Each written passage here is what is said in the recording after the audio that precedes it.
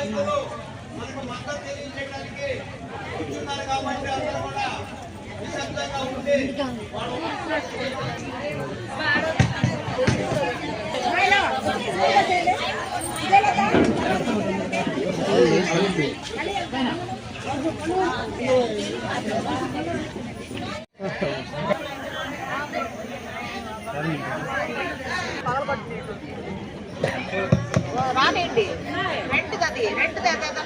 అంతేకాకుండా ఈ వాలంటీర్ వ్యవస్థ కూడా సచివాలయాలు మరి ముఖ్యమంత్రికి తాబేదారులుగా వ్యవహరిస్తా ఉన్నారు.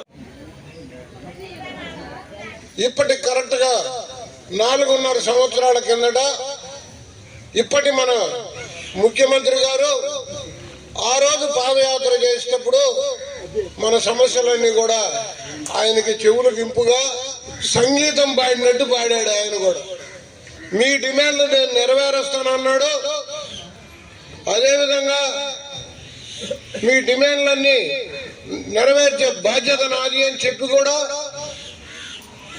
కనీసం పట్టించుకోలేదు.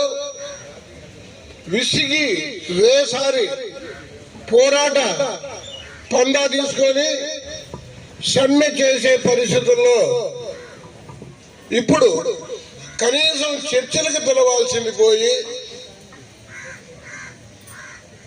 చర్చలకు కూడా పోకుండా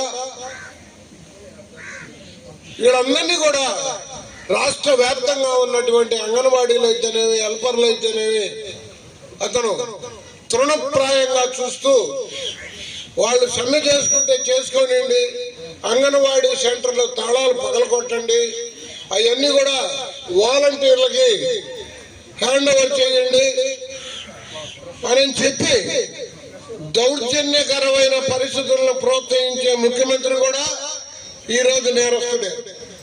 అతను ఇవాళ కొత్తగా నేరస్తుడయ్యేదేం లేదు. గతంలో అతని మీద అనేక క్రిమినల్ కేసులు ఉన్నాయి.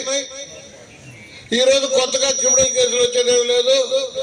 నేను ఇప్పుడే చెప్తున్నాను తల్లి, ఏ సెంటర్ అయినా సరే వాళ్ళు దౌర్జన్యంగా పగలగొడితే ముఖ్యమంత్రి జగన్మోహన్ రెడ్డి ప్రేరేపణతో ఆయన ప్రోత్సాహంతో ఇక్కడ ఎవరైతే తాళాలు పగలగొడతారో వాళ్ళందరి మీద, అది 1 టౌన్ అయితే 1 టౌన్, 2 టౌన్ అయితే 2 టౌన్, లేదా మండలానికి సంబంధించిన పోలీస్ స్టేషన్లు అయితే అక్కడ వీళ్ళ ప్రతి రిపోర్ట్లో కూడా ముఖ్యమంత్రి జగన్మోహన్ రెడ్డి పేరు, అదేవిధంగా తాళాలు పగలగొట్టిన వాళ్ళ పేర్లతోటి ఖచ్చితంగా రిపోర్ట్ ఇవ్వండి.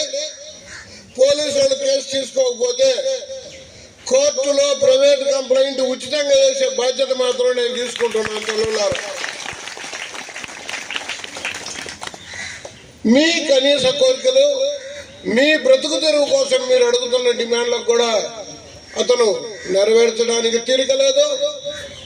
ఇప్పటికీ పలు రాష్ట్రాల్లో 9 రాజభవనాలను, రాజప్రాసాదాలను నిర్మించుకొని ఈ 9 రాజభవనాలు, రాజప్రాసాదాలు చాలక ఆఖరికి ఋషికొండ మీద మన ప్రభుత్వ ధనంతో దాదాపు 500 కోట్ల రూపాయలు ఖర్చు పెట్టి ఒక విలాసవంతమైన భవనాన్ని ఆయన నివాసం కోసం ఋషికొండ మీద కట్టించుకోవడం జరిగింది.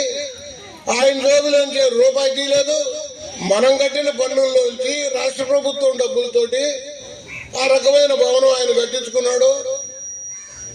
ఆయనే పేదల పార్టీ కాదు, పేదల పక్షపాతి కాదు. అతనికి పేదల కోరికలు వినపడవు, పేదల డిమాండ్లు అసలు వినపడవు, పేదలు పడే కష్టాలు అసలు కనపడవు.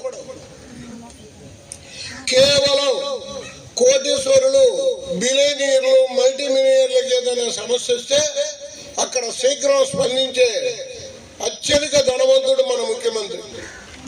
అటువంటి ముఖ్యమంత్రి పేదల గోడు వినడు, అవసరమైతే దౌర్జన్యం చేస్తాడు.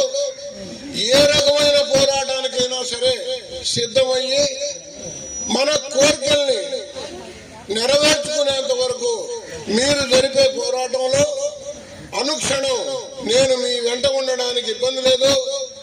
నేను వ్యక్తిగతంగా కాదు, కాంగ్రెస్ పార్టీ కూడా మీ వెంట ఉంటుంది. మీకు ఏ సమస్య వచ్చినా కాంగ్రెస్ పార్టీ అన్నిటికీ మీకు మద్దతు తెలుపుతుంది.